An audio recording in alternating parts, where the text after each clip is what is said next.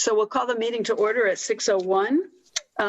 Present are Janet Brown, Chris Fowles, Charlie McDonald, Diana Fetterman, April West, Paula Mack, Cindy Palmer. We're the official committee, and then also Marla Hank and Rini, although she disappeared. Maybe she's going to come on again. She disappeared from my screen. I don't think she had her audio, Cindy.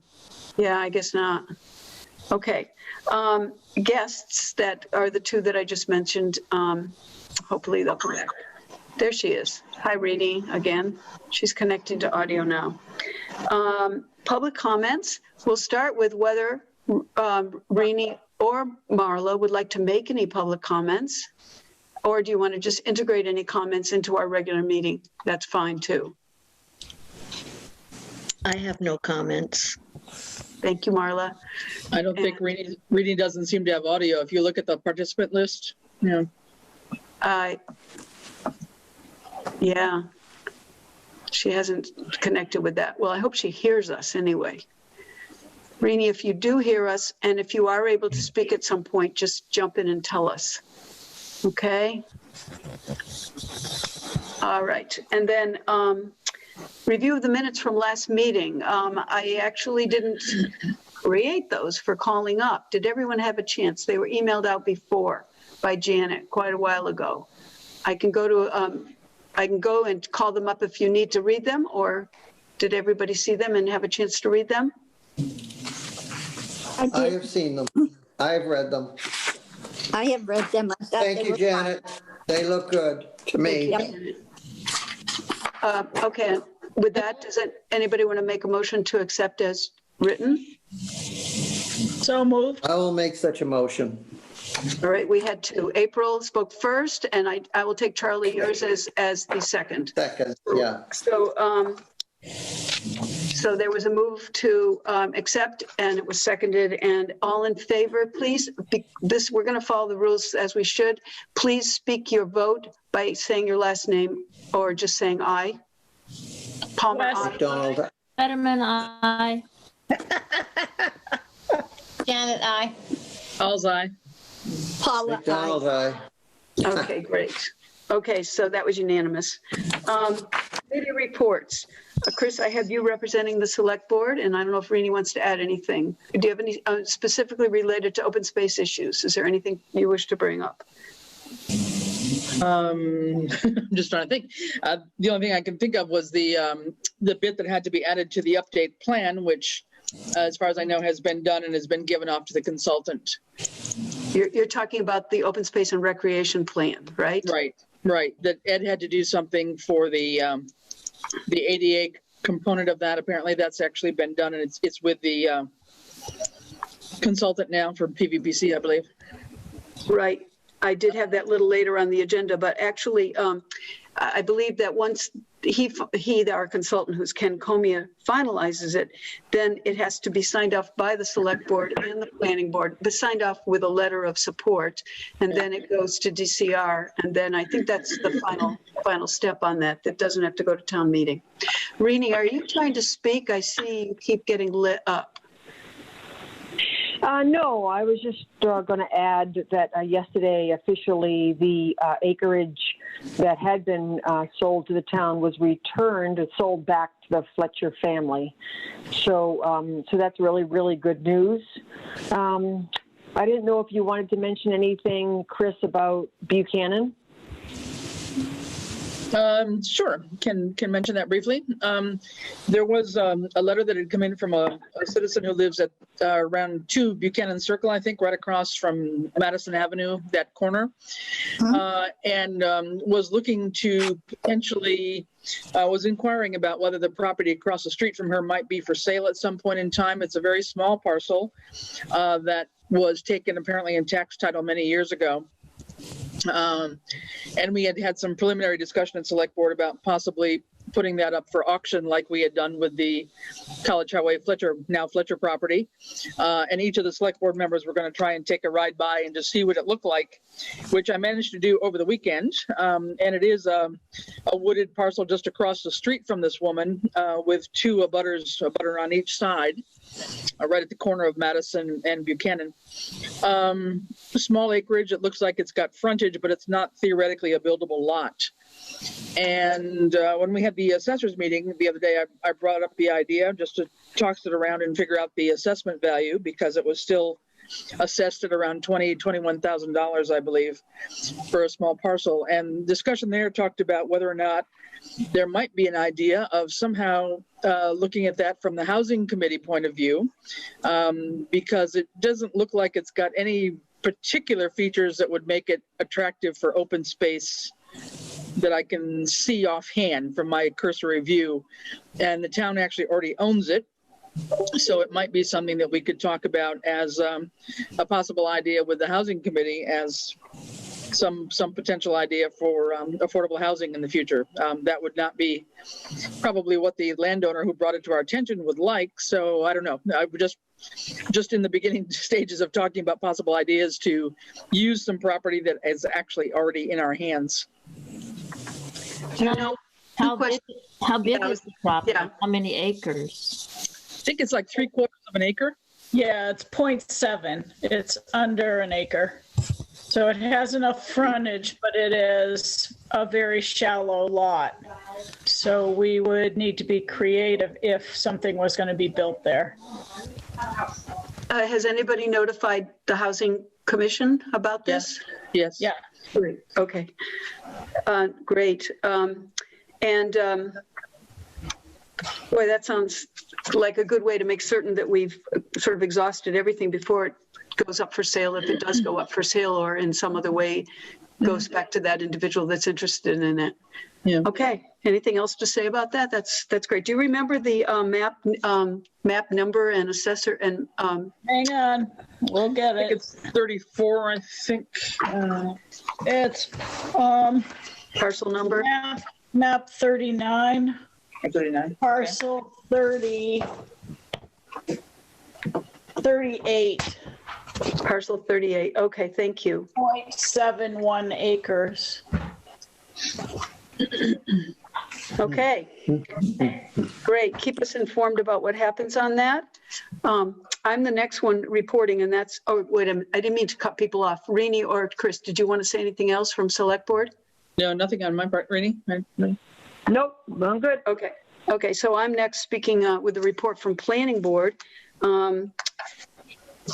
Just that we are going to have a joint meeting. I believe it's not yet scheduled, but I think it's going to be coming up in December with the Housing Commission for just, it was raised by their chairperson, Jim Sini, that we could talk about consideration for zoning and what might become attractive to encouraging housing in our community. So that's one thing that's coming up. I don't have a date on the scheduled meeting yet. We're also going to have a hearing on our MS4 stormwater bylaw hearing, and I believe that's set up for our next meeting, which is the 18th of this month, November 18th. Actually, that is the same night as the Housing Authority meeting with us as well. So that's both happening on the 18th of this month, and the Planning Board, Master Plan Implementation Committee, and Select Board are having a joint meeting on the 17th to talk about the Master Plan Implementation process. So those are the things from Planning Board. CPC, Janet, did you want to say something about CPC? Well, the only thing is we did not meet in November, or have not met, and we maybe hopefully we'll meet in December. And some of us got the email from the coalition about the disbursement, which was really good. So Virginia emailed us and said, anybody who has projects to come forward and let us know. So we will have a meeting in December. We probably will, since it's the last month of the year, but nothing to report for November. Do you have those numbers in front of you, Janet? Because if you don't, I do. It's a phenomenally good information. If you do, I can get them, but they looked really good. Well, I wrote them down. We got disbursement from the state. This is the towards the funding from the CPA of 69% of the amount that we collect in taxes. So we're getting $233,324 from the state. We in the town of Southampton, because of our tax percentage, we're taxed at, or not taxed at, the money to our CPC funds were $335,456. So 69% additionally is coming from the state. That's pretty amazing.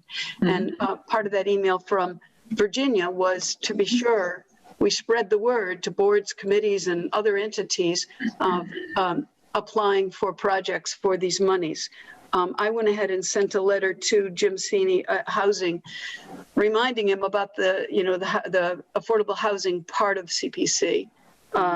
And I know a little bit later on, we're going to talk about any project that we might want to project for that. And I know Charlie's had some ideas on that. Cindy, just a question. That's the 223. That's the total for the year, right? That's not the last tranche, because we get it in tranches. I think that's it for the year. That's it for the year. Sorry. Yeah, okay. 233. Yeah. Oh, okay. About 70%. Yep. Sorry. Thanks, Chris. That was 100%. I mean, that was for the year. Yeah.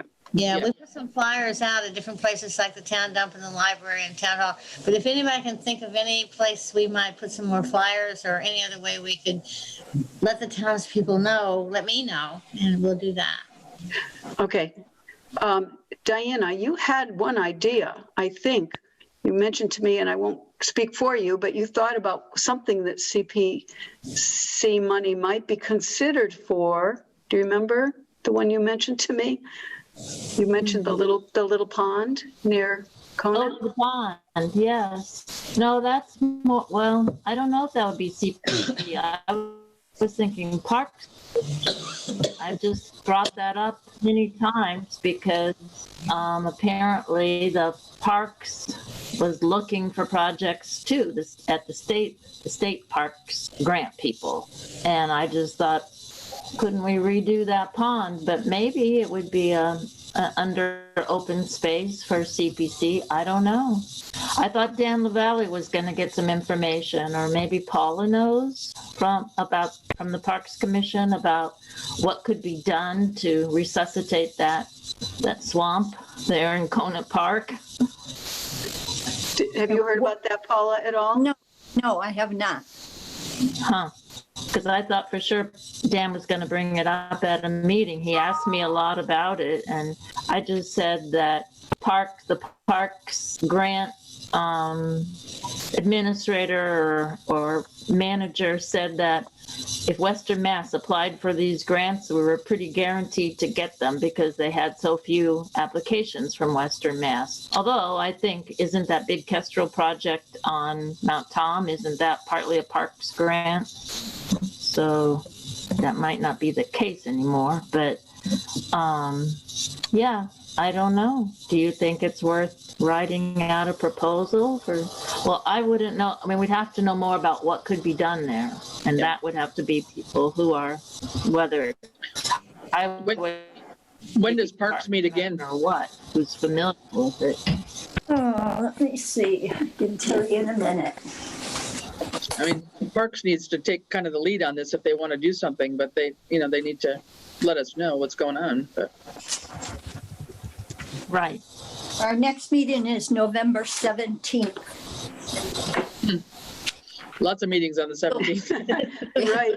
So what was the whole idea of, what did you have in mind to do to this little swamp? Well, does it need to be dredged, and cleaned out? There's a lot of overgrowth of, I don't know if they're invasives or what, but the shoreline, if you want to call it that, cleaned up, and maybe a little path around the perimeter and a bench for people to sit just to enjoy it, Okay. Since it is right in the middle of the park. Okay.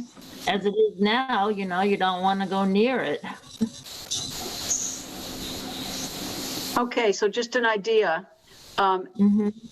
Remember, Paula, what Diana just said, that she had talked with Dan LaValle about this. I don't know if you want to connect with Dan, see what he was able to find, if he was researching anything. Okay. Just a thought. Okay, good. And if the Parks Commission has anything else in mind, because, you know, at one point you weren't sure there was any money, but, you know, now you hear there's a potential for money.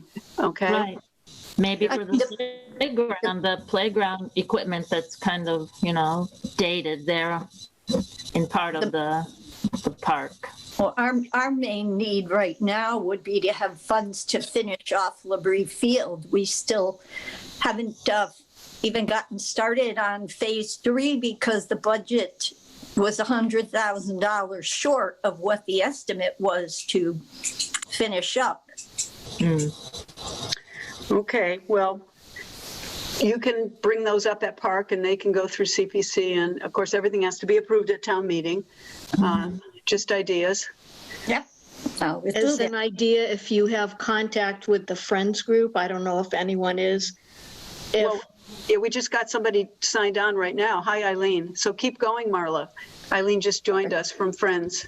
Right now, speaking just for myself, but the Conservation Commission is extremely busy on many projects, but that doesn't mean that every single property we have doesn't need something. And if someone were to be getting some estimates, because for CPC money, you're supposed to get 3 estimates for what it would cost to replace the bridge and slightly move the trail and create a map at 111 Glendale, that would help, because that's not going to be right now one of our priorities when we have properties we've owned for many more decades. But if someone wants to take up, you know, we have one estimate, so someone would have to get more estimates and then get funding for, you know, if we can get the bridge in and the trail moved, then it's appropriate to make a map. It's not appropriate to make maps when you're going to move it. But if someone like a Friends group wants to take that initiative, that's a possible thing for community preservation money. And it's certainly not 100,000. It's more like 10 grand-ish. Okay, so Eileen, you joined us a little bit late. We were just talking about the fact that the Community Preservation Committee learned that there was a pretty large award percentage of state money that's going to go into the funding for CPC. I think you might be familiar with that. But we're then saying that the chairperson of that committee, that's Virginia Ahart, is pointing out that applications and proposals are sought. And that was why Marla made that suggestion. Okay? Yeah, thank you. Thank you. That's great. Okay, well, let's keep this in our minds all the time. If you think of anything, just spread the word among all the various committees. Assessors, April, do you have anything specific from assessors tonight? I don't think I have anything that affects open space at this time. A lot of chapter land has been going, and we've been, you know, having the applications to continue a lot of chapter land. So we haven't seen a lot of people pull out of that. So that's a good thing. Okay, great. Thank you, April. Yep. Next on the list I have is Paula to speak about parks. Did you have anything additional to add related to open space reporting from the Parks Commission? No, we really had a very short meeting because we did it outside at the pavilion and it was freezing and dark. Wow. So our meeting was kind of quick, but there wasn't anything in particular we brought up concerning the CPC, not CPC, open space. Okay, great. Thank you. All right, now it's time to report on Conservation Commission. Charlie, I always have you listed as the representative from Conservation Commission. Did you want to add something else additional? I know there's actually 3 people from CONCOM here. 4. Yeah, I think, why don't you let Marla, I think Marla can handle that. Thank you. Okay, Marla, do you want to speak about anything specific from Conservation Commission, or Diana or Chris, who also are members? I don't think there's anything specific right now, because the biggest thing, other than the RTP grant, which we have much work to do on that, as well as then cleanup trails. Brittany Gutermuth was applying for a cultural council grant to do some lectures on climate change in the spring. So therefore, some of the trails that we already have, we have to really keep after. So between that, the Manhan Meadows Sanctuary, as well as our logging work on Pomeroy Mountain, and then needing to put a trail in there, we're at capacity and beyond for that type of stuff. And that doesn't even count all the permitting that we do, but that's not open space. That's what we do. Okay, thank you. Anybody else who attends the Concom meetings who wish to say anything at this time on Concom? Well, I understood that Diana managed to get $2,000 from Walmart to contribute to the conservation effort. Is that correct? That's correct. That's For cool. the Manhan Meadows. Yeah, that was cool. Yeah, we're grateful. They asked us to put it on social media, so Tammy Walunas posted it on the Southampton Community Facebook page, and Robert Floyd put it in his newsletter. That's the extent of my social media presence. So, yeah, it was really nice. Then we're kind of surprised because I was told it was very competitive, and it was very simple. It was like answering 3 questions or something. Oh, Diana, that's awesome. That's great. That is wonderful. Yeah. Yeah. Good. Wonderful. Diane, I had you next on the list as any kind of report you might want to give or anything you want to say as you are at-large member. Well, I think it's important to reiterate what Marla said, that we have a lot of work ahead of us on this Mass Trails grant. Marla was at a call today, a conference call required. It's just so many formal steps that we have to go through, But we're going to do it bit by bit, but if there's ever, any time when people can help us, we'll let you know. But right now we're in the process of the contract, not negotiation, just formalization and back and forth with the state.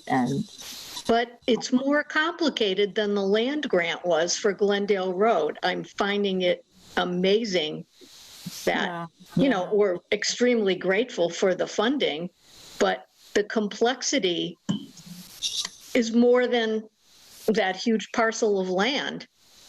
Yeah. There's a lot of hoops to jump through, and if you get any of it wrong, they might, they warn you about the consequences. So we're jumping through hoops. That's all I can say right now. And, so let me ask a couple of questions related to that. I know there were 2 work Saturdays last month, and volunteers went down to the Manhan Meadows area and essentially widened paths and removed some of the invasives and also some of the older sort of walking bridges, not over the stream, but just over the swampiest areas. And I knew that this grant requires volunteer match time. Did any of that time apply towards the grant or not? I know it's needed.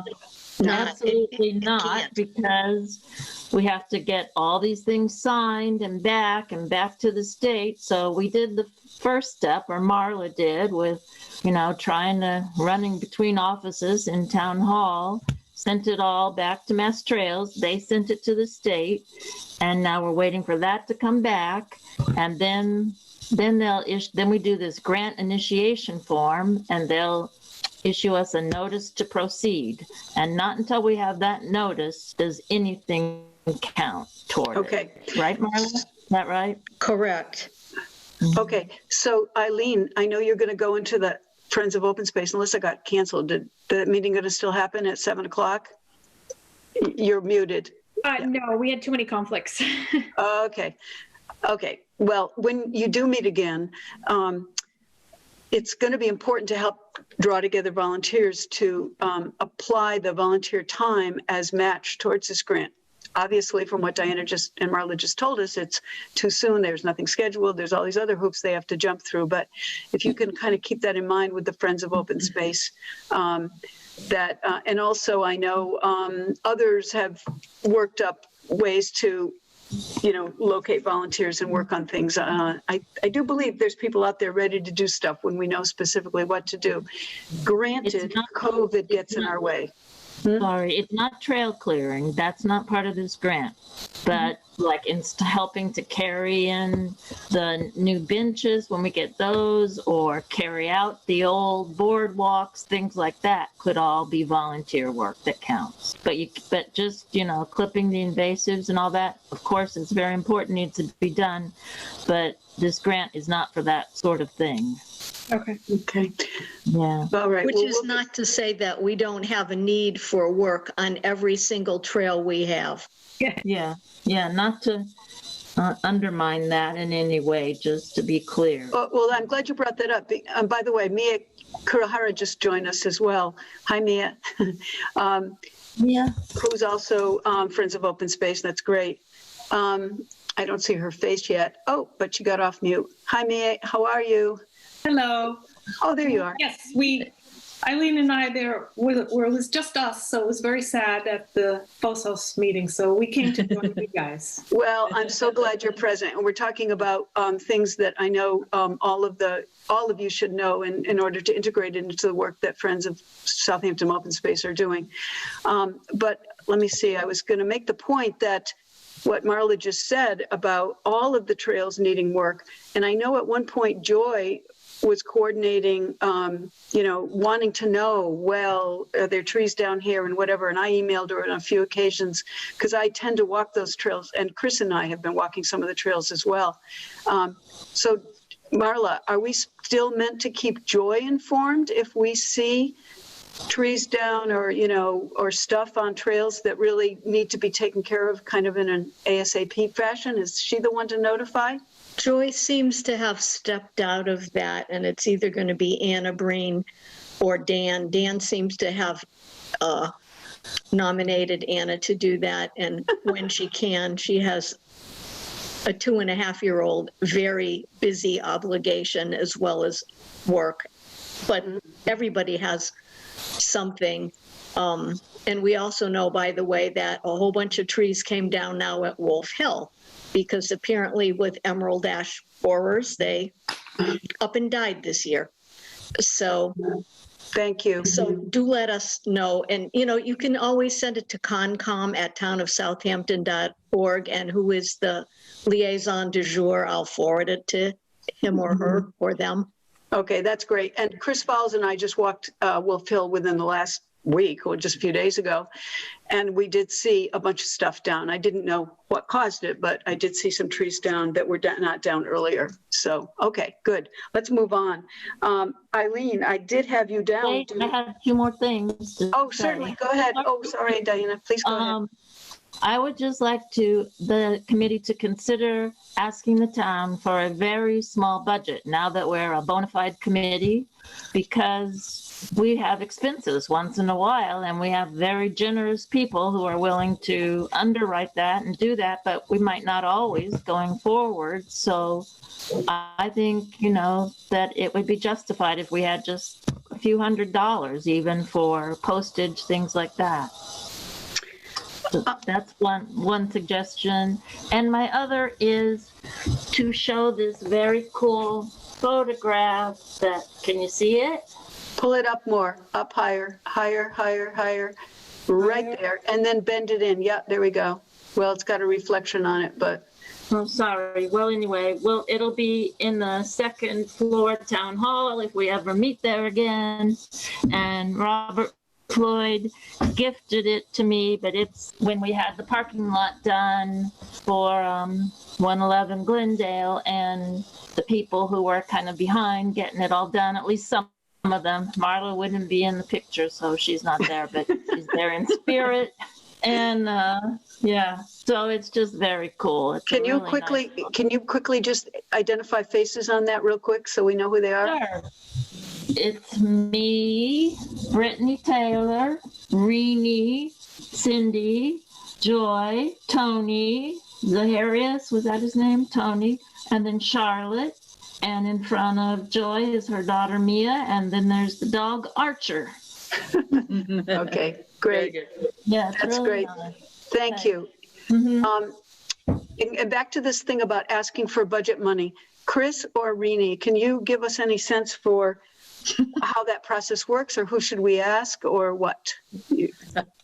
I'll turn that over to Rini. I don't know when we're going to be talking about any budget. We don't have any new money to play with yet. We have to close Yeah, out that the would be- fiscal year. Yeah, the fiscal year hasn't even been closed out yet. And yeah, every department took a 4% cut this year. There is some money in free cash that there's a lot of talk around what's going to happen with that. It was money that capital didn't end up using. It'll get added to free cash, and then it'll be the usual discussion around you're not supposed to use these accounts for the operational budget. So it would be probably a request for FY22, I would imagine. And then there's the idea of a revolving account if you anticipate, contributions, and Marla might be a better person to speak to that. But and she could also tell you how tough it is sometimes to get money for a committee since ComCon finally got some money after many, many years. The other option, and I will not speak for Friends of Southampton Open Space, but when you, and I know, Eileen, you're going to mention this in a moment, the status of the 501c3 and the tax deduction thing, but is it a chance that we, the Open Space Committee, could put a request in if we had to do a mailing or if we had to do something that we needed money for? Maybe you can't speak for the whole committee, but what would you like to say on that now, Eileen or Mia? Me, do you know a little bit more about the status of that? I know that Dork has been working on it, and we are an official 501c, whatever it is, 3. Yep. 3 entity. But he needs to get the nonprofit papers from the IRS, and they tell him that it's going to take like 6 months or something. So, which is too bad. But I don't really understand whether apparently there's money for Fosos from Kestrel, I think it is.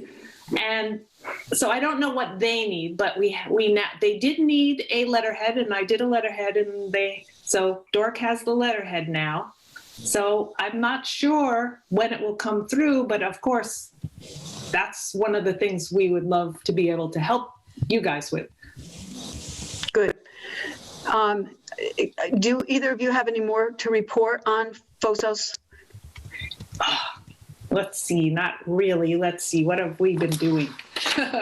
Fosos, with the COVID and everything, things have sort of fallen back a little bit, but some of us are more involved than others. I know David has had personal and also work problems, so he hasn't been around that much.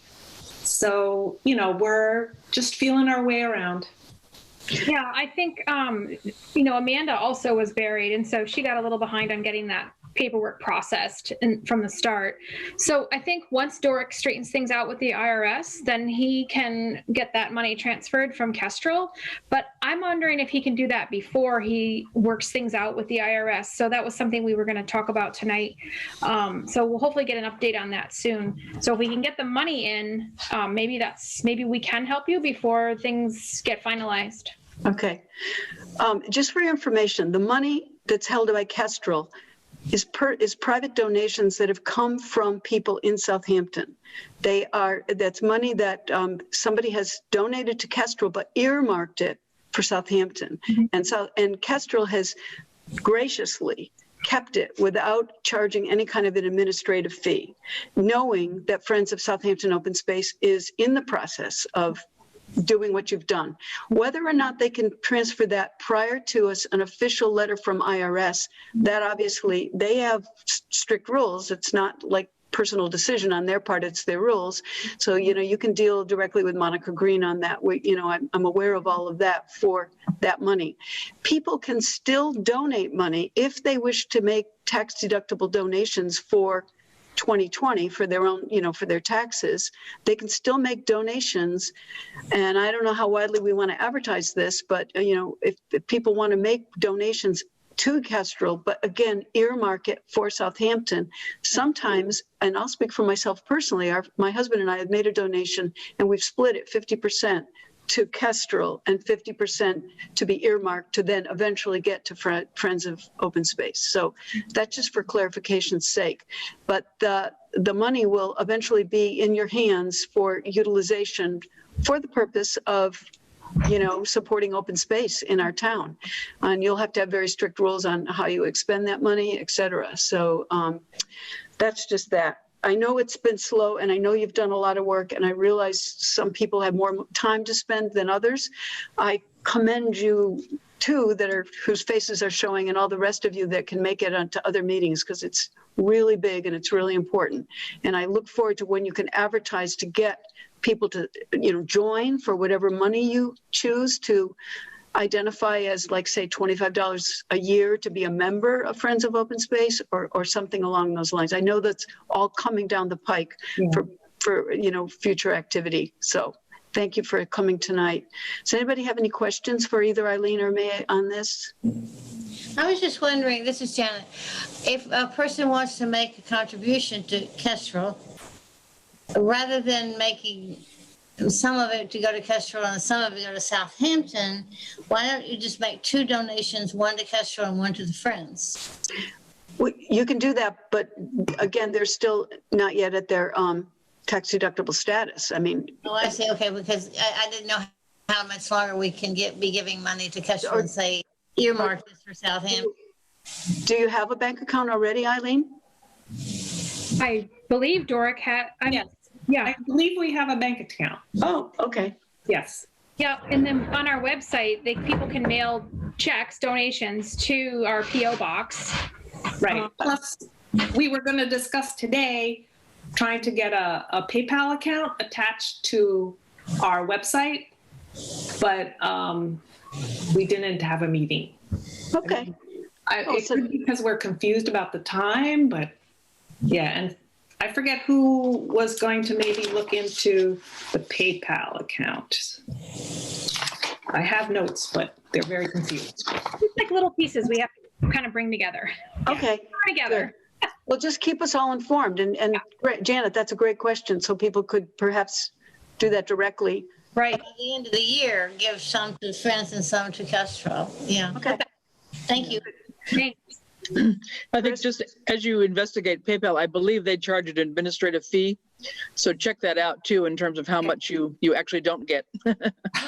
Who is that, Chris? Kestrel or Friends? No, PayPal. PayPal. Well, I think it depends how you set it up. If you say that, it's from friends and family, then I don't think there's a fee. Mm-hmm. Yeah. But yeah, I'm not 100% sure. I don't use PayPal. Okay, great. Let's move on. Chris already mentioned the open space and recreation plan. That was next on my list of reports that we already spoke of that. Chris, do you want to say anything else about master plan implementation committee? No, just very briefly, the report, the results of the survey are up on the town website. On the homepage, and you can actually see that, but we will have the presentation by the PVPC consultant on Tuesday evening at the select board meeting, and then we'll take it from there. But we had a great response, as you've heard, I'm sure, of 896 people responded to the survey, so we were really, really pleased, and really a good distribution when you look at the results of the survey, a very, very interesting, even almost distribution of age groups as well as years lived in town. Quite a good representation. And then we asked people at the end, just optionally, if they would just indicate what road or what street they lived on. Only because we weren't tracking anything. We just wanted to know that we had reached around town well enough, or hopefully well enough. And you'll see we've got at least I don't know, 20 different streets and roads listed there. So we had pretty good reach in spite of COVID, I think. So I'm pleased with how it all happened, and we'll see how we can keep it moving forward. Great, thanks, Chris. I also had Matt. Oh, go ahead, Rini. Yeah. Yeah, I just want to ask a question. I just got a draft of the agenda for Tuesday night. Did you want that to be at a particular time? Probably, I don't know, maybe I haven't seen the agenda yet. I was thinking it'll be probably 20-minute presentation and then questions. So maybe 6:30-ish or. Okay, good. I'll put it, yeah, okay. Just Okay. in terms of the guests, I wanted to be Yeah, sure, and okay. just so people all can know what time in case they wanted to catch it. 6:30? Right. Yeah, that'd be great. Sure. Thank you.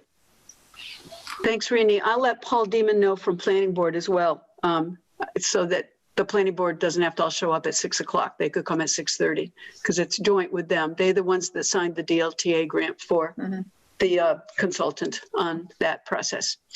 Okay. Do either Chris or Rini have anything to say about the MVP grant? Do we know any status on that?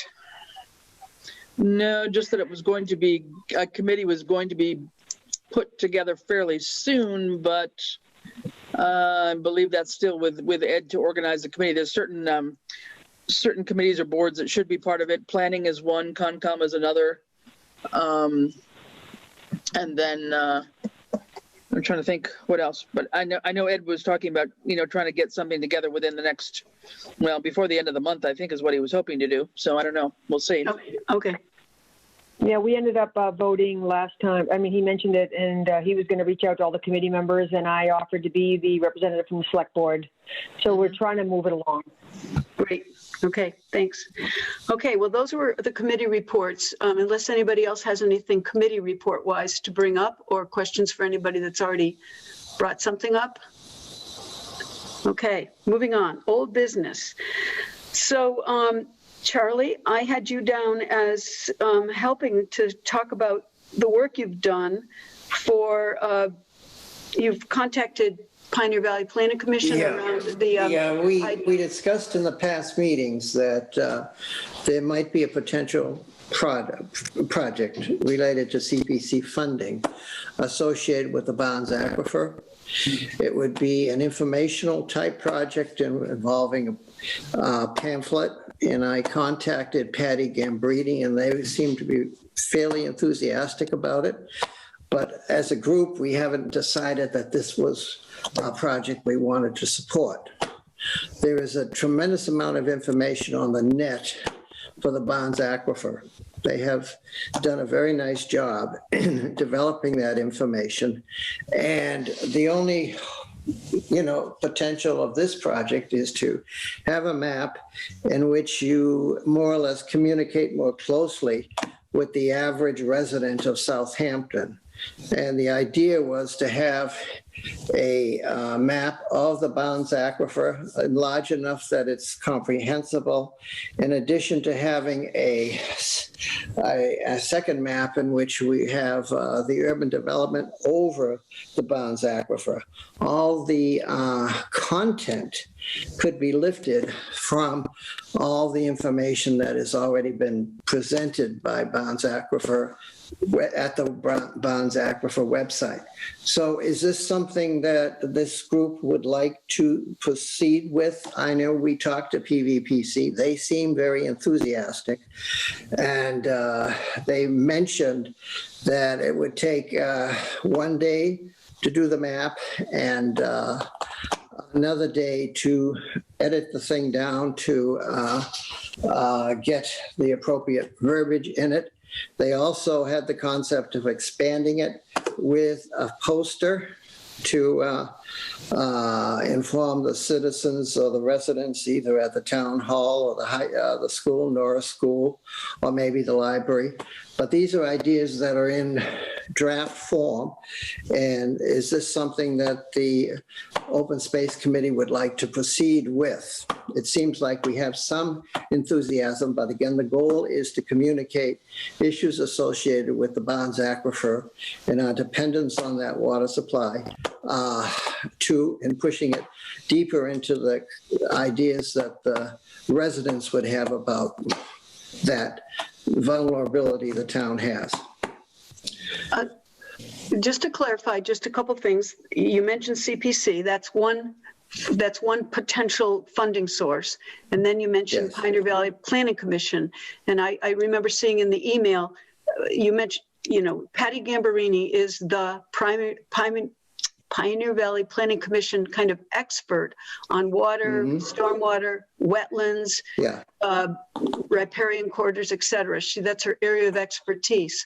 And I saw those emails. She is very enthusiastic to see this. She also thought this might be something that, could be the template for other communities that are contributing or over the Barnes Aquifer, et cetera. As we well know, there used to be a committee called BAPAC that formed to protect Barnes Aquifer, but that dissolved. And we don't know, unless anybody else can tell me, whether or not that will be revived again. Heretofore, I don't think it's been revived. No, I don't believe so. Yeah. It's my understanding that this came to kind of its natural end after some 20, 25 years. But there was some interest, I think, even at our master plan discussions early on about possibly reviving that. And frankly, as we hear the presentation, I think on Tuesday night from our consultant, one of the questions on the community survey was about land use and the interest in limiting our town development to the capacity of our water supply. And that scored pretty high in terms of a priority. In terms of, very favorable and favorable. It was like, 50 to 60% of people thought that was really important. And I know that our consultant is going to talk about that in his presentation on Tuesday and probably bring up the notion of BAPAC reviving again. And maybe that's just Southampton taking the lead and working with Easthampton, for example, since we depend on each other for water. We could start the discussion again and maybe get things going. So it seems timely, and I think it probably ties in with the open space and recreation plan, which I have not seen, but I assume it's a similar topic there and interest and priority. So it just seems like it all fits together right now to make that point forward.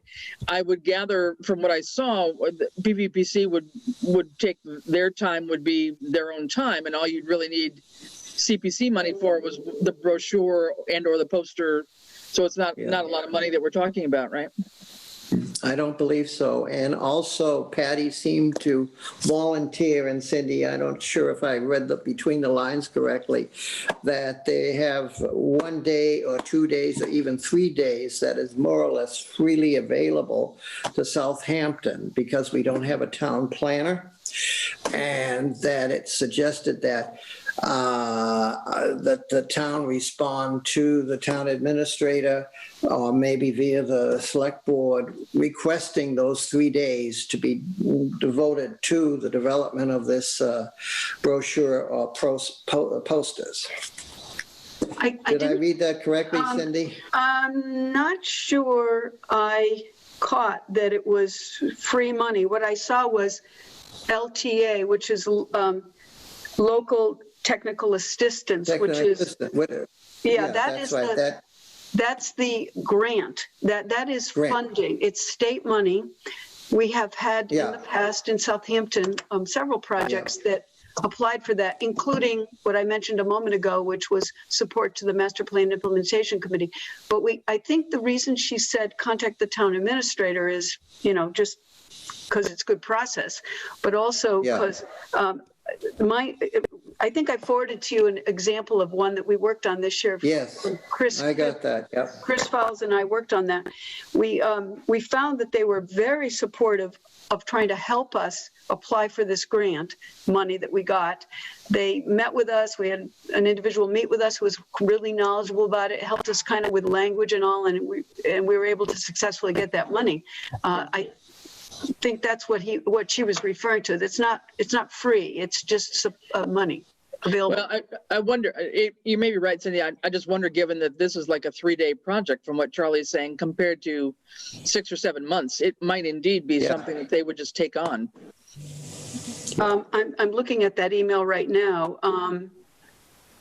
Assistance of this, if the town makes a local tech assistant request. That sounds to me like apply for the money. To Kim Robinson, their executive director. And then she says, check with Ed on this. then she gave an example, a sort of an assessment of the amount of time, 2 days for this individual to do the mapping, 1 day for her help, her expert help, and a total of 3 days of assistance. We'd have to find out what dollar signs you attach to those 3 days. And then she suggested CPC would be a part of the funding would be for the graphic designer to do the poster. That was what her email said. No, I didn't see that as donating time. I don't believe PVC can donate time. I think they run on funding and they run on projects. That's been what I've gotten from being on the planning board. That's the way PVPC runs. However, I support very much this project. I'd like to say this sounds like a very timely thing to be thinking about. Who else has questions for Charlie or for any of us? I think that if you're talking that short time for maps, they will do it out of that local funding, because a few years ago when we wanted to have some of our smaller maps updated, either to increase the trail side or change the verbiage, they did that in a few days, and then we used community preservation money to reprint.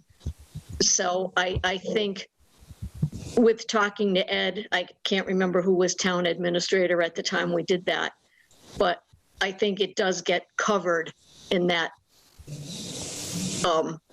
money they're talking about. This isn't the same as applying for a grant for a bigger project. But Marla, would you assume from what your experience was that we do have to, I mean, the application was simply a letter, actually. It wasn't a formalized, complex application, but I do think we have to put in the request in some regard. Is that Yeah, you do. You have to go through Ed to put it in. But it's not the same as, when we were applying for a grant to have a conservation agent, again, they help you do that because they're the ones who are going to get to use the grant. But that was a whole big hoo-ha. The few days to spend on the computer stuff is a little bit of hoo-ha, but not a lot. Okay. Yeah. So what's the next step? Well, the next step is to continue the discussion right now at this meeting. Who else would like to say anything about whether they think this is a good project that Open Space can propose and then follow up? Does anybody else want to raise anything, or do I hear a motion to support? I have some questions. It's a great idea.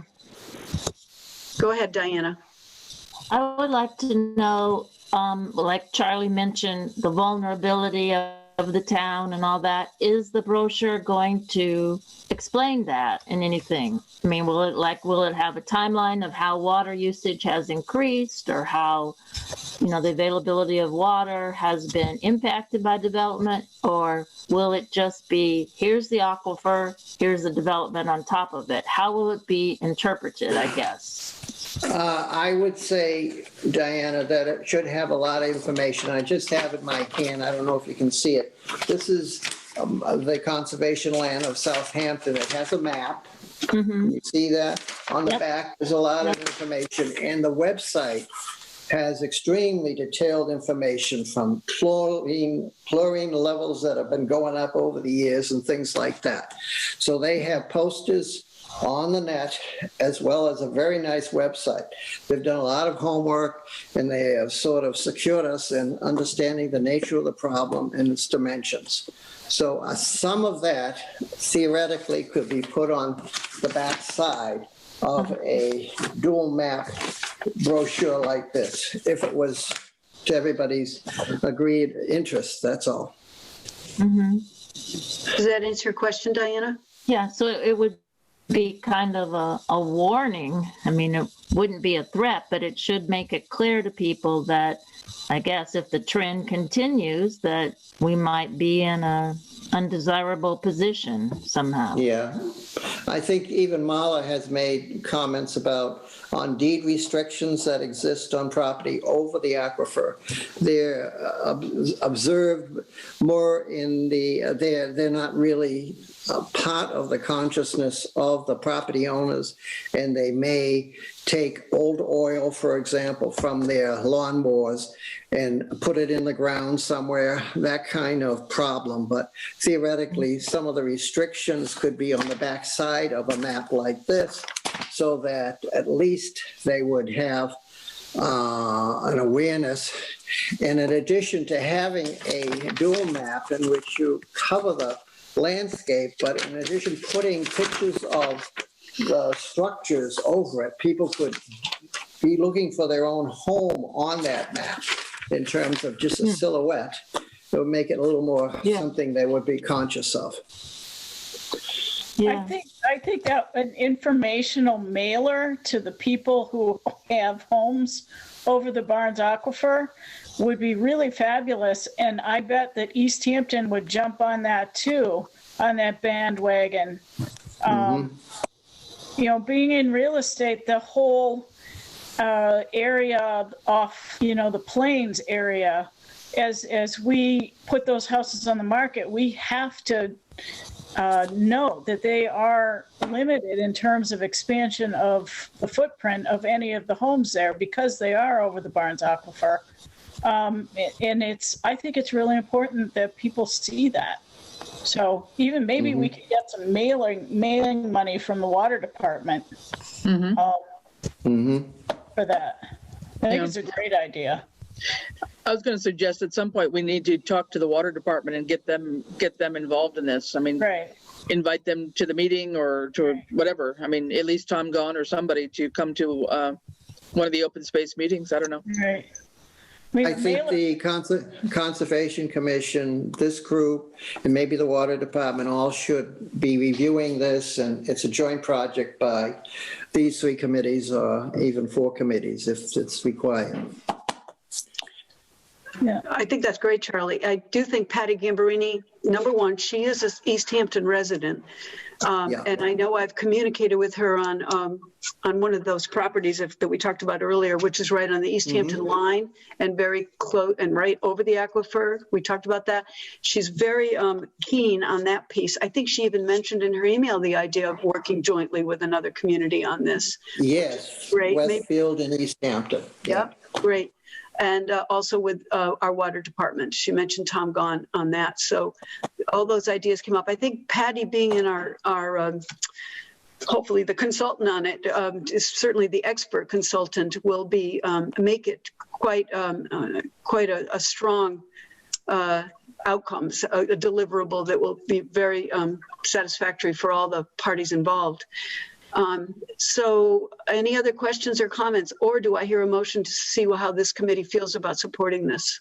Cindy, just a question from the planning board perspective. When when developers come and they put forth their proposals for new subdivisions or whatever on the, I don't know what you want to call it, the checklist or whatever it is that people have to sign off on as they're building new homes, et cetera, is there something on there about the aquifer that they have to have answered or dealt with? I am not aware of that. They have to, be signed off from the Conservation Commission, right? But not from the Water Department that I'm aware of, or the aquifer, because as you know, I live very close to Pomeroy Meadow Road, and there's some building going on right now that the only reason it came before the planning board was whether or not we signed off on Chapter 61, because that, we didn't suggest the town support the right of first refusal on that. But it is over that was very close to the property that was conserved in order to protect the water supply. Yeah, we need to work harder on that, and other things that have come up. No, I don't know that it's specifically declined from approving an A&R just because it's over the aquifer at this point. I can tell you that the Conservation Commission does not have jurisdiction over the aquifer because that's underground. Our jurisdiction is the water that's on top.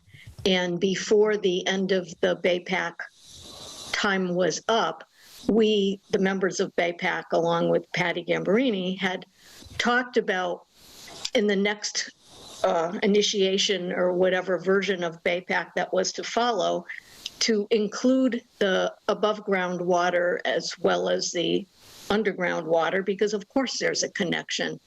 And then things didn't work out. However, while BayPAC was in existence, the advisory committee part was to, when someone was going to be doing a building project over the aquifer in any of the towns involved, that applicant would present it to BayPAC, who would then give its advice to the planning board in the respective town. But you came onto the planning board after it was already gone, so you haven't seen it. Otherwise, I think those structures on Pomeroy Meadow Road would have been discussed. And it's just like when there's properties that have a wetland, it isn't that, no, you can't do anything, but it's how to deal with it appropriately. Although there are some times when just no, but usually it's the appropriate direction. So in the past, it would have gone to the planning board. Thanks for that. And I was aware of that. Thanks, Marla. Others in terms of discussion of this, because this is a very, very big topic right now, the protection of our water supply. Sure. So I'll repeat. Do I hear a motion to support this from the Open Space Committee? I make a motion to support this. Whatever we're calling it. Shall we call it the education of landowners through the development of a map and brochure regarding our water supply, protection of our water supply? Does that sound good? Okay. Yes. Is there a second? I'll second it. Chris seconded it. Is there further discussion? Okay, this is just the committee voting on this. All in favor, or say your last name if you say yes. McDonald, yes. Fetterman, yes. Brown, yes. Fowles, yes. Mac, yes. Palmer, yes. And West, yes? Yes, I said yes. Oh, sorry. Okay, so it was unanimous. Thank you very much. Let's move on. And Charlie, I will work with you on this as to where we go for the next steps. I think we need to get back to Patty and talk to Ed about a DLTA grant. It has to be signed, in my understanding, either by the select board or by the planning board, or possibly by the town administrator. I don't remember if that was one of the, I think so, right, Chris? Town administrator was potentially able to sign for one of those. Can't remember. No, I think it was select board or planning board, but I think, like we said, we need to understand from Patty whether she was offering this as part of their routine business, because it sure read a little bit to me like this was something that they could deal with, being such a short-term thing without really a grant. But you've got to have a letter of some sort to request it, obviously, but she should be able to tell you that. Yeah. All right. Charlie, you and I want to set up a phone conference with Patty. I can work on that with you. Is that okay to talk about what the next that steps on sounds this? fine. Okay, That sounds great. good. All right, and then we'll go from there and we'll report at future meetings on this. Janet, do you want to say anything now about the poster that you had devised, drafted out for the Open Space Committee? I'll admit I didn't do a lot looking at it in the last month myself. I haven't seen that. I don't know. I can call it up and I don't know how I can present it, but has anyone even seen it? Does anyone? Yes, I've seen it. Yeah. I think you may have submitted it last meeting. I did call it up. I'm sorry I'm not prepared to do it right now again. I think what we wanted to talk about, where would we put it? And you had suggested the dump, town hall, where nobody's able to go in right now. Well, that's not exactly true, because I was able to put the community preservation poster up. That was during voting time, though, and Virginia said you can sneak in and put it on the bulletin board during open voting and stuff. So I don't know if that's the case now, but so maybe it's a little premature, or maybe it's not to be done. Can we talk about that at a different meeting, maybe? Yes, we on that.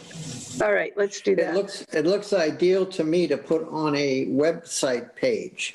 Yeah. In addition to some of the information that Cindy has distributed and as far as charge and so on, some of that might be relevant for a website page. But how do we go about getting a website page? Do we need money? Is that something?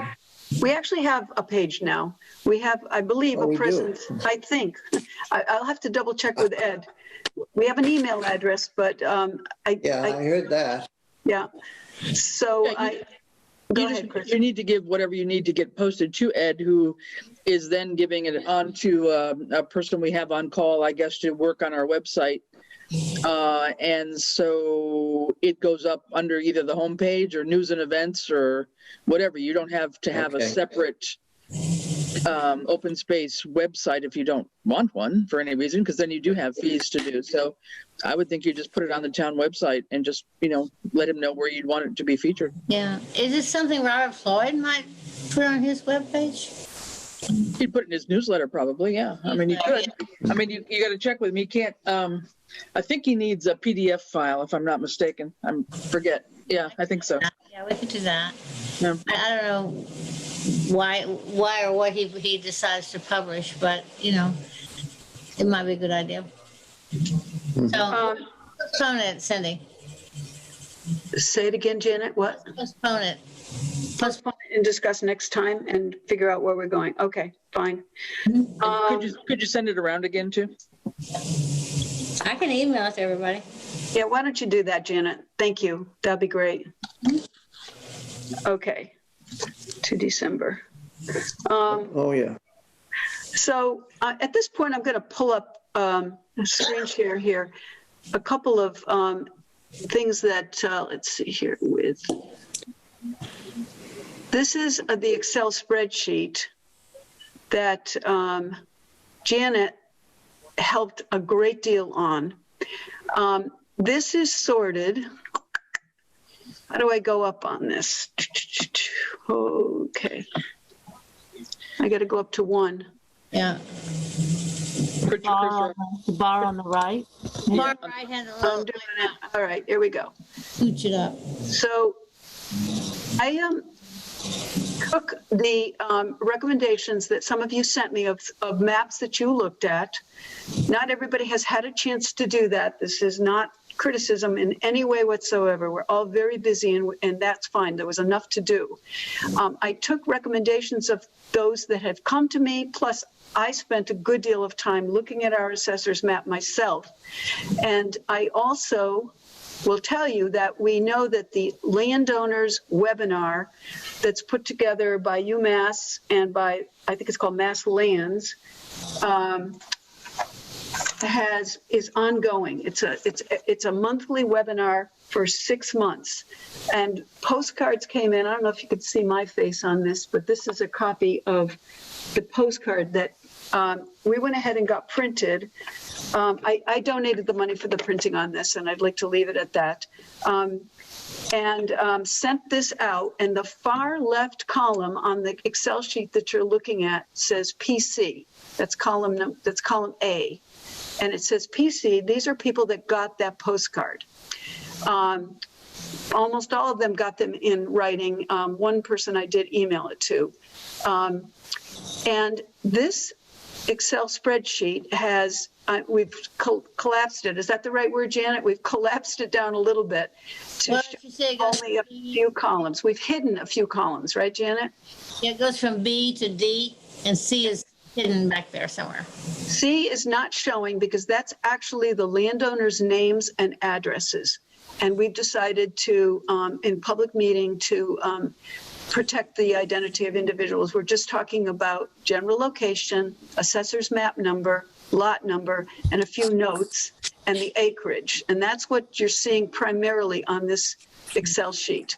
I intend to email this out to everybody, including the names and addresses of the landowners, so that you can see them. But for the purpose of the public meeting, we're just going to look at these locations. So A is that they got the postcard. So there's an asterisk for people that got the postcard. then the location, and this is general, like northwest corner is exactly what it sounds like, up there in the northwest corner of our community, which is essentially undeveloped area up above the Ty-Carmody and the White Reservoir, up on the Westhampton line or the Huntington line. So that's up there, and that's map 3 for the most part. Lot number or numbers, there's some cases landowners own more than one lot. Comments, these are pretty empty for the most part, but some of them have been entered little by little, and the acreage. And then the rest of these to the far right are for the most part not completed. What is the residential zoning, or how is it zoned?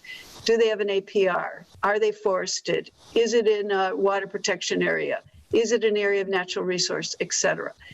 Just hold that thought for a moment. I'm just explaining how this works. So we've got, I think, 50 some parcels on here. And I want to tell you that as a result of sending out the postcards, I've had 2 phone calls.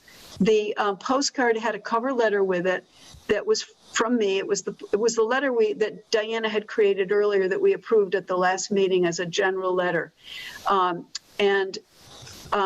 The 2 phone calls that I've received are from the individual, number 6 right here. The family member called me. Her name is Katie, and she and her family have already been attending the webinars. They have 100 acres. It's map 5, parcel 2. Her father and her uncle were the primary owners of this. Her father, sadly, only passed away 3 or 4 weeks ago. But she's very interested in talking with us as a result of receiving these letters and these postcards. And that is a Zoom meeting that's set up for tomorrow night at 5:30. I don't expect it to last that long. I invited Mark Walmsley from Kestrel to attend that meeting. He didn't think he could because of a conflict with his schedule. I'm going to be coordinating that meeting. I've already sent out the Zoom invitation. Anybody on this committee who wishes to attend can, but it's basically just an informational meeting. Find out what they have in mind. Are they interested in conserving their land? Are they interested in selling their land? Are they interested in owning their land but having a CR on it, etc.? So if anyone is interested in being present on that call just to hear about how it's going, believe me, I feel very new at this.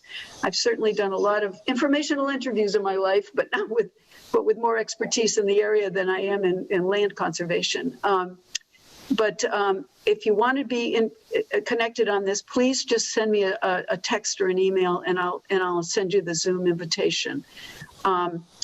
Basically, it's just to understand from this family what they have in mind. So that's one response, okay? And the other one is, let's see here if I can find it, is the gentleman that had his land for sale. Let's see, where was that? It was map 5, I think. He had his land for sale. He's, okay. I'm not going to remember exactly what lot he was. I think it would be easier if other people could see, and I know we've collapsed column C, but if you could see the people's names or addresses or whatever, which you've chosen to hide. I will definitely keep it. All right. Yeah, but if people could see like College Highway, who is that? Yeah, exactly. Well, we can't in the meeting here. We're not going to do that right now. As long as everyone understands what we've done. Hold on. I can now remember. But you've got some of the names in column F anyway, though, Cindy. So.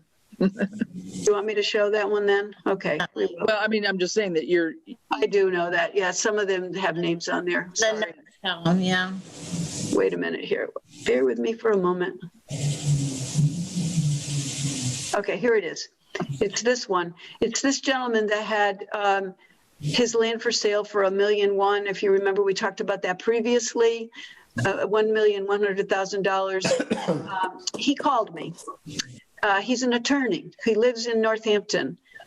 He no longer has the parcel for sale. He was aware that I had spoken to his realtor. He's very interested in maintaining contact with us. He's very conservation minded. He wasn't very specific about what he wants to do with his land. If you can see here under G, it says 183 or 238 acres. He says that 183 is what it's in the assessors for, but I don't think there's been a formal appraisal or a survey of the land. He says it's closer to 238 acres. That's his word for it. He also knows a great deal about the property of the other landowners in that area. So I hope to maintain a continuous contact with him, because that land is very attractive for the potential for maybe eventually getting a mass landscape, what is it called? Mass Landscape Partnership Grant, maybe down the road in a year or two, working with Kestrel on that. But I just wanted to report to you about my conversation with this individual. I haven't put anything in the notes column because I haven't gotten around to it, unfortunately, but I will put something in there. I have a question. Did that person say anything about Holyoke Waterworks contacting him? He has spoken to them in the past. He said quite a long time ago. He hasn't spoken to them recently. No, he has not had a recent contact from them, Diana. But he knows it's over the aquifer. He also invited me to go and walk that land. I prefer to do it with somebody else, either with him or with somebody. I don't want to go by myself. It's private lands. He says there's a big bull moose up there and it's mating season, so I should be careful of the moose, which I will be. But I do have that on my list, and anybody who likes to hike, if someday I can organize it with this gentleman directly, I'd like to do that and go up and see what it looks like. Actually, I drove by there the other day. Chris and I were trying to find it, and I couldn't find it on Fulmer Road. I did find it one other time. So that's just another update. Can I ask a question? Yeah. Cindy, how is it that he can't? How is it that he owns this land? Do you happen to know? He bought it, or maybe he acquired it through a family member a while back. It's been a combination, because he didn't have frontage, and then he purchased frontage. Yeah. And he's got a barn up there now. So in my digging around and research, I think he's got about 350,000 invested in it. Oh, wow. The purchases and everything. He bought the additional property 1D on parcel 9. He bought that from the abutting landowner, who he told me has not seen his land since 1986, the abutting landowner. And he's maintained contact with that person, who's apparently quite a wealthy person. And he's even asked if he could buy that person's parcel, which is hundreds of acres. Wow. I think it's this one right here, 300 acres. And that man is apparently quite wealthy, but he also had a stroke recently. So we really need to investigate that, because, I don't know whether that man has heirs or what eventually might happen. So here's where we need to go with this whole thing. We need people to look at their map assignments. I'm going to call up that document right now. Just wait 1 second here. So I did this little memo, which I'm going to send out to all of you. Each of you had volunteered to look at the maps, and I contacted a few of you because I added a few parcels. I've got Diana down with these maps right here, and some of these, it looks like a lot of parcels, but some of these are only like small portions of a full map because they're on the periphery. Sorry, you have to stop sharing the first one. We can't see but one at a time. Oh, really? Okay. Yep. Hold on. Let me close this one. Sorry here. Let me close this one out.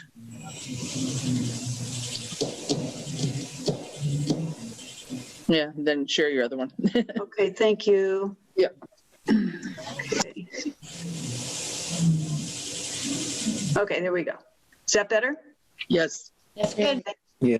All right, so this is a little memo I put together, which suggests what we need to do from here with these maps.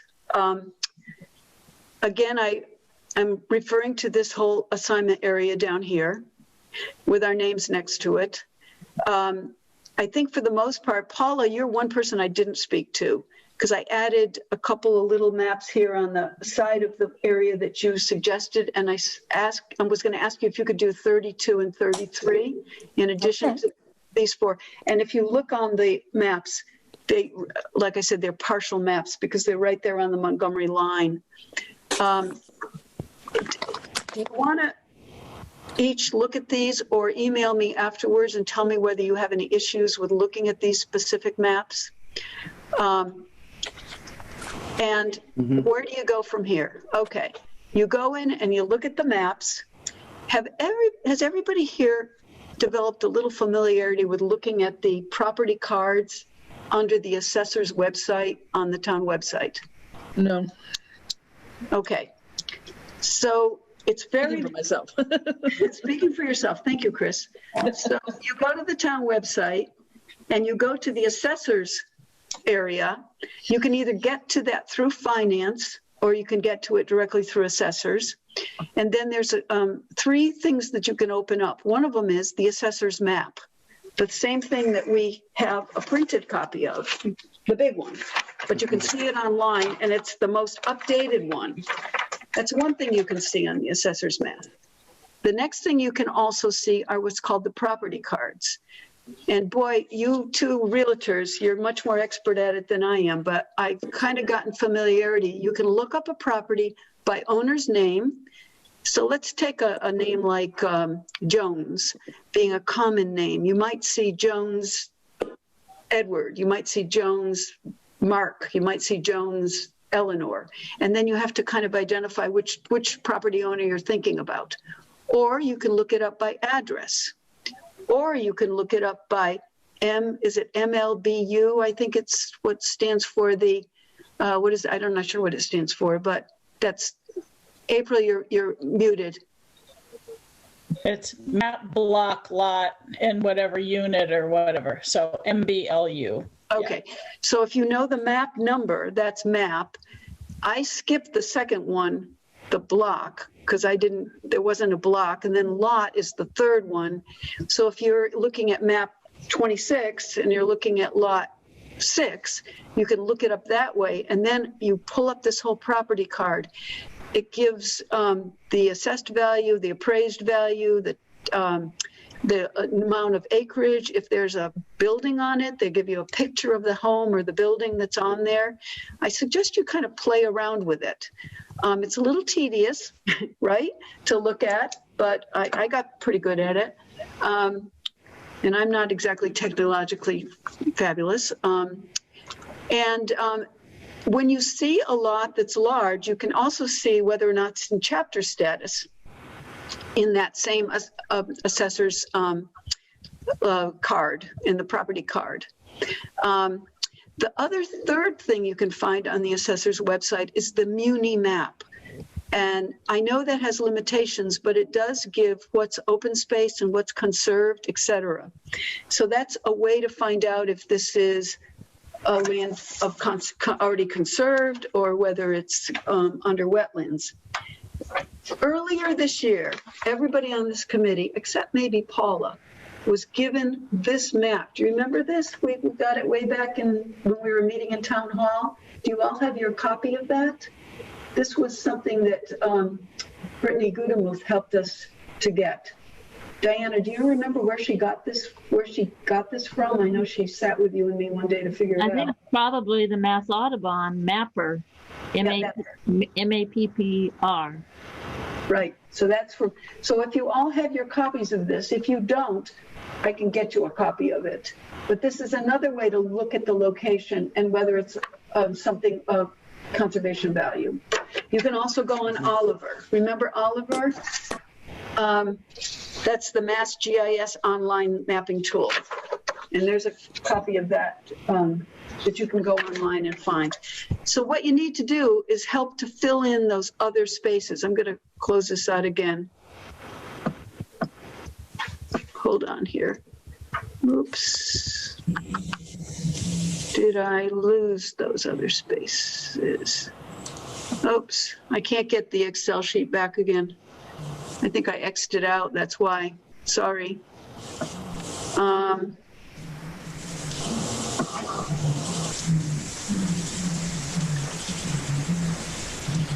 I can't seem to find the Excel sheets again. Once again, I will email those to everybody so you can see what they are. If you want hard copies, I will make hard copies and deliver them to you. Sorry, I'm throwing all this stuff at you. Do you have any discussion at this point? I have what I appreciate all the comments you made and some of the directions as to what we should be doing when we look at our respective maps. The only question I have is some of these properties, especially that map 5, parcel 2, is bordering Westhampton. Does Westhampton, I don't know, what's in Westhampton on the other side of this property? Good question. Yeah, does Westhampton have similar display maps as parcels and so on? I looked for that. I looked at their assessor's website, and they don't. They don't have the same kind of map that we did that I could find. So I asked Mark Walmsley from Kestrel if he could get us a map, and he's apparently going to get us one. So I hope that comes through. And when he does, I will get one for you, Charlie. Or I'll get one for everybody. Okay, that'd be great. Thank you. Yeah. I'll work on my maps and get back with you. I've looked them all over, and I'm, getting a little. I know a lot of people would like to keep development low, but the property doesn't have any really significant environmental protection issues. So I'm just trying to sort through what I can say. But the other thing is that when you talk to would-be people, you've got this as does Diana, and it's from the DCR, and it's a really interesting summary of, the first attempt I made of abstracting how you can dispose of your property and the tax write-off and so on.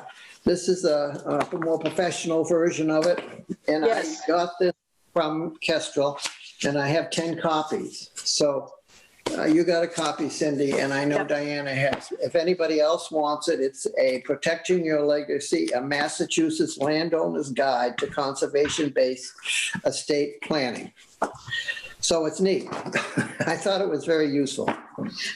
Thank you, Charlie. You did share that with me, and I meant to pull that up as well. But there was also the shortened version, just the papers here, the one that sort of where you come from here. And I noticed that it's exactly the same picture as what's on the postcard advertising the webinars. So I suspect it's pretty much the same information. Okay. Yeah. So it's just a number of ways that we can, and you got a lot of support from Kestrel to go ahead and spread the word on this, right? That they were. Yes, absolutely. They gave me a dozen of them, of all those papers. There's about 6 of them. Okay. I put them in my email to you guys too, I think. Okay. If you want a hard copy, just send me your address and I'll make sure you get it in your mailbox. Okay, well, that would be something to share with a specific landowner that wants to talk with us. Now, this one I'm going to talk with tomorrow night for a little while. They already are attending the webinar, so I'm of the opinion that they're like a really great one to start with because they already have been eager enough to have conversations among themselves and also try to find out where they're going from here. Okay. So that's my thought, that this will be a good one to start with. Okay, what else? Cindy, can I ask you a question about the map assignment? Serena, Yes. hi. Yeah. So what format do you want the information back to you on? Thank you. Good question. So Janet and I talked about this. Janet's our Excel expert and our... Oh, about that. Oh, yes, I do. So here's what you should do. When you go into your map assignment and you identify a parcel that you want to include on there, and you're going to see what's already on there because you're going to get the email of all the other of all the Excel sheet that's created already. Then you can send just in an email. You can send Janet the parcel name, like where's it located? Like say northwest corner or Easthampton line near the aquifer, something like that. You can just give a general location, give the name and address of the owner, and that's in the property card. You can also identify the map number, the parcel number. If there's more than one, because many landowners own more than one parcel, you can just put that in there, and then you can look at the acreage. And by the way, it comes in square feet, so you have to do the math. You can all write this down. 1 acre equals 43,560 square feet. So I've been sitting on my iPhone with my little calculator doing the division every time I see the square feet number of acreage. So that's 43560. So you can give the number of acres, and you can put that in the email, and then any notes you want to make about it. And Janet will enter it into the Excel spreadsheet, and she will sort it by map number. So that's why when you saw the Excel spreadsheet, you saw that it was sorted by map number. Cindy, do I send them the one with the C column showing? Yes? Yes. Okay. You can send the C column show them. So you're going to be able to see, when you get the emails, you're going to be able to see the owner and the owner's address. Okay? Thank you, Janet. You're going to go ahead and email those out to everybody? That'd be a big help. Okay. I think there's 6 of us, right? Rainey, April, Charlie, both Charlies, Chris, and Diana. Did I have everybody? There's only one Charlie. It's the other Charlie is really Paula Mack. No. There's actually a total, there's 9 of us. So I already have it. You don't have to send it to me. Send it to Chris Fowles, Charlie McCarthy. Excuse me, Charlie McDonald. Sorry, Charlie. How did I get to a Dunby stage? I resent Sorry. Don't forget, before I was married, I was an MC as well. Okay, Diana, April West, Marla. Marla, do you want a copy of this to look at? You do, right? Yes. You Oh, you want Marla too? Okay, and then Rena. Yeah. And Renee. And Paula Mack. One Paula. Okay, 1, 2, 3, 4, 5, 6, 7. Okay.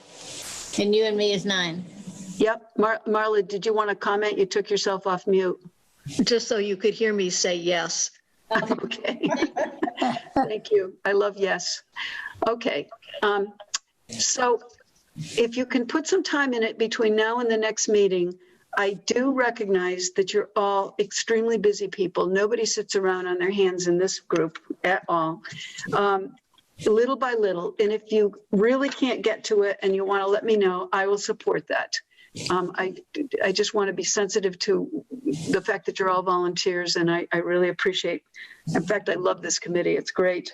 So that's all I've got for right now on old business. Cindy, just a question, sorry. Are we assuming that most of the parcels are on that Excel spreadsheet, or we might find something on our map that's not on that sheet and we can add it? More the latter. You Okay. definitely will see stuff on there. Okay. Yep. All right.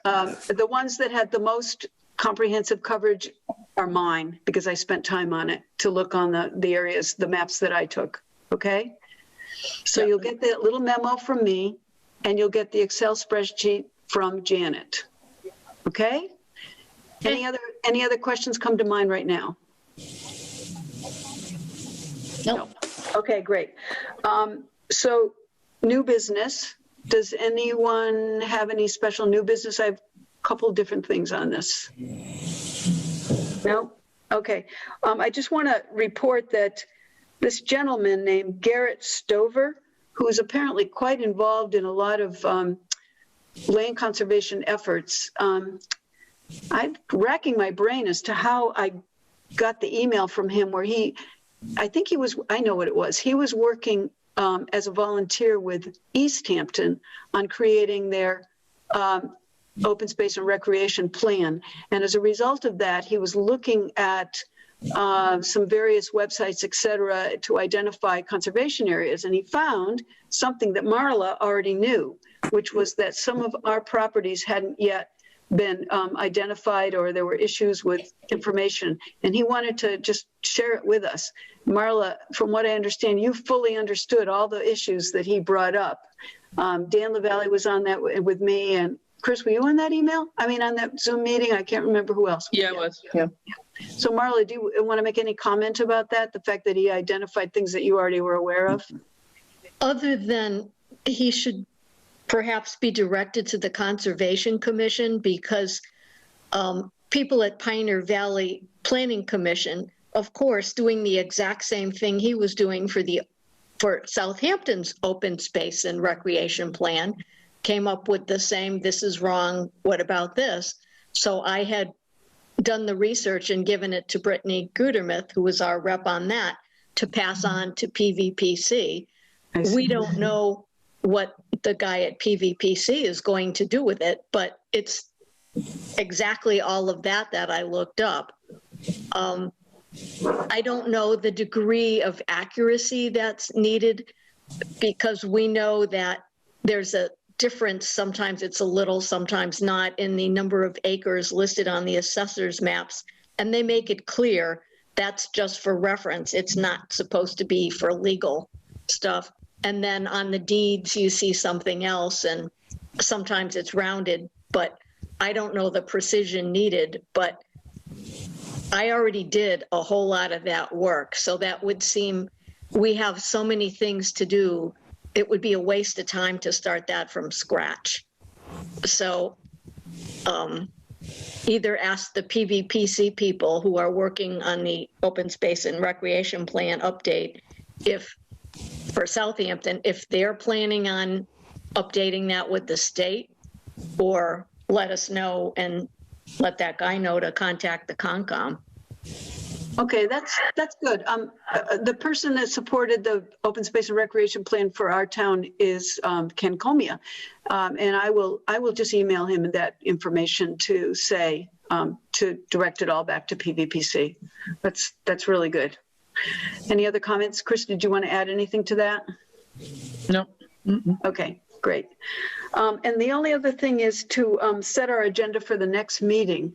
So the next meeting will be pretty much the same kind of agenda as tonight, but we'll have a chance to look at our parcel and our map work. And if anybody has specific information or ideas for including in our next meeting, please go ahead and email them to me. I would like to think about this committee's goals for 2021. I mean, we've made a lot of progress this year, and I've already started a list of ideas of things we can be thinking about for 2021. I won't bring them up now, but I'd like to start planning that at our December meeting. And one of the things, did you all have a chance to look at the charge? I emailed it out to you when I gave you the Zoom invitation. I feel we need to constantly remember what we're doing and why we're doing it, and that's our charge. And one of the things is to consider funding. And I know that's a big job. It's a very big job, but I'd like to start thinking about ways to get on top of things. That was the whole idea. Is if lands come up, either offered because they're going to convert chapter lands or want to come up for sale or something, I think we should be always aware of the various funding options. Were you going to say something, Rainey? I think your thing came on. Did you have something to add to that? No. Okay. Sorry. No. I think that's one of our major goals here, to make sure we understand where we're going to get the money to do these things, and who's the expert for grants and what grants are available. Because as it's pointed out, the work for the Manhattan Meadows is very cumbersome with the grants. So, but we have at least some expertise. I've gone after a number of grants also for the Conservation Commission. So anyway, that's, I think, important to maybe incorporate into our charter or charge. And how can CPC help us too? We need to keep that in mind. Anybody else? Okay. All right. Next meeting. Schedule, month of December. Cindy, actually, one thing, you mentioned you were going to get Barry Searle at some point in time. Oh, thank you. Yes, he'll be on I'll invite him for the next meeting. And at that point, let me just say something. We learned that the water was starting to refill at Alder Pond, by the way. Are you all aware of that? We saw the pictures. We saw some Chris's pictures. Yeah. Looks good. Looks And better. Marla talked to Barry, so she can fill you in. You want to say something? Yes, his crew came in over the summer. They happen to have 4 legs and long flappy tails, but nevertheless, they did the work. And because they could bypass all the permitting and bidding, they were able to do it in record time. Was there any particular sleek look to this crew? You know, did they have beautiful brown coats and? Yes, they did. Yes, they did actually. Yes.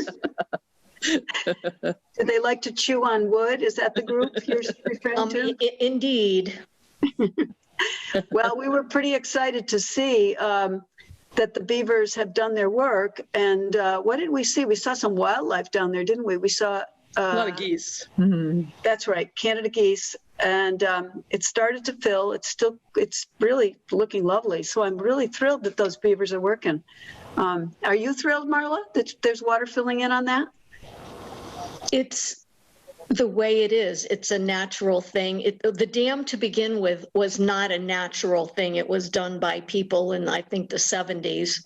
And the beavers helped it. And one of the things Barry had said was the man-made pond was never as big. And keep in mind, Barry's CR on it in the scheme of Southampton is fairly recent. So it was only when people were going on the Wolf Hill Sanctuary in the last 10 years or so, they saw the pond very full. That was, quote, not normal. That was beaver handiwork. So when it got so full that the weight blew it out, everyone was aghast. It's, oh no, it's so low, but really it's going back to Alder Meadow. And then the beavers were unhappy with it and started packing it back up again. But beavers make a lot of habitat, so good for them, providing for the other critters who need the pond. Great. All right. Thanks for bringing it up, Chris, because I actually had him on my list for the next meeting. He's apparently unavailable right now, so hopefully he can come on to another meeting. So let's look at a date for another meeting. We have been meeting the second Thursday of the month. Is that still good for people? Which is the 10th of December? Anybody? That sounds good. Far enough away from Christmas. Yep. Okay. Okay, so I'll put it down for the 10th of December at 6 p.m. And we'll send out the minutes and the Zoom invitation closer to the date or soon. And also those other documents that we said we'd share with you, we'll email them out to you. Please don't hesitate to ask me questions or support you in any way I can. I really appreciate all the work you put into this, everybody. And then at that point, do I hear a motion to adjourn? So moved. So moved. Okay, so it's been moved and I assume seconded. All in favor, aye. And Aye. 7:43 is our adjournment. And thank you, everybody. Happy Thanksgiving. Please be safe. Yes. Right back at you. Yes. Thank Thank you, you, bud. Cindy, for all your work. Thanks, Charlie. Yep. Bye, everybody. Bye. Take care. Bye-bye.